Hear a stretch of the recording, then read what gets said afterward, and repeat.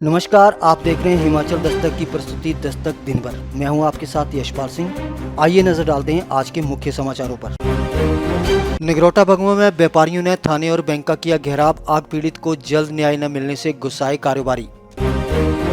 अब mobile phone number बताकर लगेगी वैक्सीन की दूसरी डोज। आधार कार्ड लाने का झंझट भी खत्म। मनरेगा के वर्करों को जल्द हो वेतन का भुगतान। सांसद सुरेश कश्यप ने जारी किए निर्देश। शिमला में सड़कों पर उतरे करुणामूलक आश्रित। राज्य सरकार के रवैये के खिलाफ जमकर जताया आक्रोश। एनडीआरएफ को मंडी और नूरपुर में मिलेगा अस्थायी ठिकाना। सरकार ने जारी किए 11 करोड़ रुपए। और अब समाचार विस्तार से। नगरोटा भगवा बाजार में हुए अग्निकांड के विरोध स्वरूप नगरोटा भगवा के व्यापारियों ने मंगलवार सुबह 11 बजे तक बाजार बंद रखा। इस अवसर पर व्यापार मंडल व व्यापारियों ने पीड़ित दुकानदार का सहयोग करते हुए बाजार में रैली निकाली तथा पुलिस प्रशासन के खिलाफ जमकर नारेबाजी की। इस मौके पर पीड़ित व अन्य व्यापारियों ने HDFC बैंक के बाहर भी नारेबाजी करके पीड़ित दुकानदार को शीघ्र दुकान के बीमे की राशि जारी करने की मांग की। वहीं बैंक प्रबंधक ने कहा कि सर्वेयर को बुलाया गया है, शीघ्र ही बीमे की भरपाई कर दी जाएगी। इसके उपरांत सभी व्यापारियों ने पुलिस थाना नगरोटा भगवा में जाकर नारेबाजी कर इंसाफ की गुहार लगाई। इस मौके पर उपस्थित ASP पुनीत रघु व SDM शशिपाल नेगी ने पीड़ित दुकानदार और व्यापार मंडल को आश्वासन दिया कि पुलिस इस मामले की गंभीरता से छानबीन कर रही है। जब तक कोई सुराग नहीं लगता, जांच इसी प्रकार से जारी रहेगी। से अनुपम हार्डवेयर की ओर से, अपने सब परिवार बंधुओं की ओर से, व्यापारी भाइयों का, व्यापार मंडल का तहे दिल से शुक्रिया अदा करते हैं, जिन्होंने हमारी मुश्किल घड़ी में हमारे साथ खड़े होकर हमारा साथ दिया, हमारा साथ चले, बाजार बंद किया और यहाँ पर सारे इकट्ठे हुए। इवन साथ आगे भी चलता रहेगा, निश्चित रहेगा। ये आश्वासन दे रहे हैं, आगे भी हम आपके साथ हैं, आगे साथ चलेंगे। मैं व्यापार मंडल की तरफ से आपको पक्का आश्वासन दे रहा हूँ, आप जहाँ बोलेंगे हम आपके साथ खड़े हैं। पूरे लास्ट तक, आपके इस केस तक हम आपके साथ हर जगह खड़े हैं। लिखी गई थी सर, और क्या हम एक्सपेक्ट करेंगे पुलिस वालों से? हमारी FIR तक नहीं लिखी। इतने बड़े कांड के बाद 1 महीने में FIR तक दर्ज नहीं हो पाई। राजा जी अभी भी तो पुलिस ही है ना सर, पुलिस है तो अभी भी तो पुलिस हो रहे हैं ना, तब इंसाफ चाहिए सर। आप ऐसे मत करो ना कि मतलब जिसके लिए आप तो ऐसे कह रहे हैं जैसे हम काम ही नहीं कर रहे, मैं काम ही नहीं कर रहा हूँ। एक सर मैं ये बोल रहा हूँ सर, आप लास्ट टाइम प्रेजेंट नहीं थे सर। मैं तो अभी की बात कर रहा हूँ सर हम तो हमारे लिए तो आप रोज दोनों टाइम करना सर। हिमाचल में अब लोगों को वैक्सीन लगाने के लिए सेंटर तक आधार कार्ड नहीं ले जाना पड़ेगा। मोबाइल नंबर के जरिए ही अब लोगों को वैक्सीन लग जाएगी। सरकार की ओर से दूसरी डोज के लिए ये व्यवस्था कर दी गई है।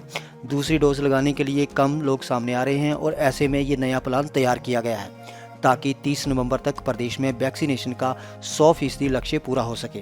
प्रदेश में अभी तक वैक्सीन लगाने के लिए लोगों को आधार कार्ड साथ लाना जरूरी है। कई जगह पर ऐसी दिक्कतें आई जहां पर लोग दूसरी डोज लगाने के लिए सेंटर तो पहुंचे, लेकिन आधार कार्ड न होने के चलते वे वैक्सीन से वंचित रह गए, जिससे कि दूसरी वैक्सीन की डोज लगाने के लक्ष्य में बाधा आई। अब स्वास्थ्य विभाग ने वैक्सीन की दूसरी डोज लगाने के लिए लोगों को किसी तरह की परेशानी न हो, इसके लिए आधार कार्ड का झंझट भी खत्म कर दिया है। अब मोबाइल नंबर के माध्यम से ही सेंटर पर जाकर लोग वैक्सीन की दूसरी डोज लगा सकेंगे। जिला मुख्यालय नाहन स्थित बचत भवन में मंगलवार को जिला विकास समन्वय एवं निगरानी समिति की बैठक आयोजित की गई।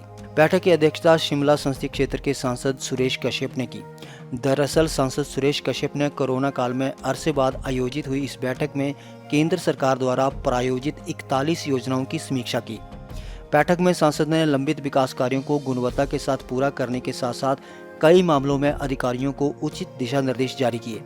यही नहीं, मनरेगा के मजदूरों को जल्द वेतन जारी करने व प्रधानमंत्री ग्रामीण सड़क योजना के तहत लंबित पड़ी सड़कों के कार्य को भी जल्द पूरा करने के उन्होंने आदेश दिए।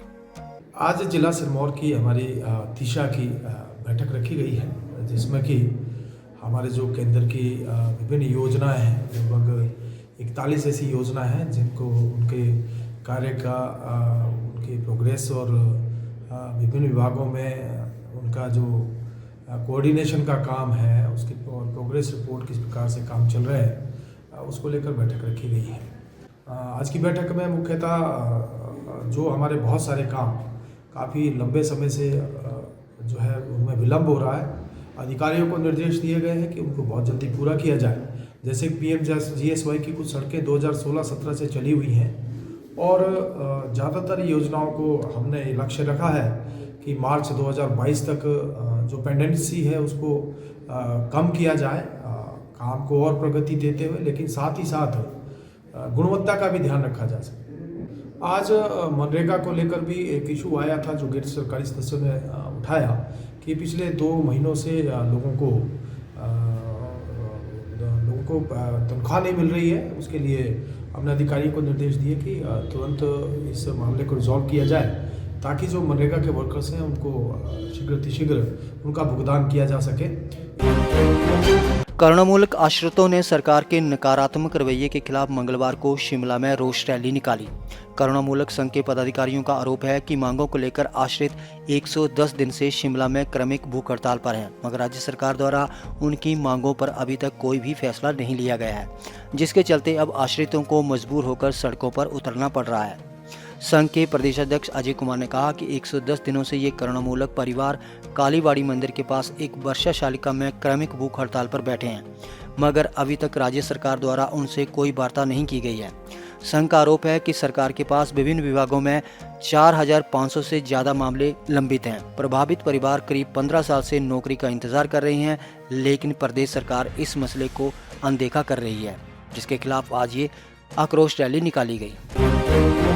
एनडीआरएफ को अस्थायी ठिकाना देने के लिए आखिर सरकार ने पैसा जारी कर दिया है। मंडी के बल्ह और कांगड़ा के नूरपुर में इनको बसेरा मिलेगा। जब तक यहां स्थायी रूप से इनके नाम जमीन नहीं हो जाती और आधारभूत ढांचा खड़ा नहीं हो जाता, तब तक अस्थायी रूप से कैंपिंग के लिए एनडीआरएफ को सरकार व्यवस्था करने जा रही है। जानकारी के अनुसार बहल के लिए 7.25 करोड़ की राशि जारी कर दी गई है, तो वहीं नूरपुर के लिए 4 करोड़ 88 लाख रुपए की राशि जारी कर दी गई है।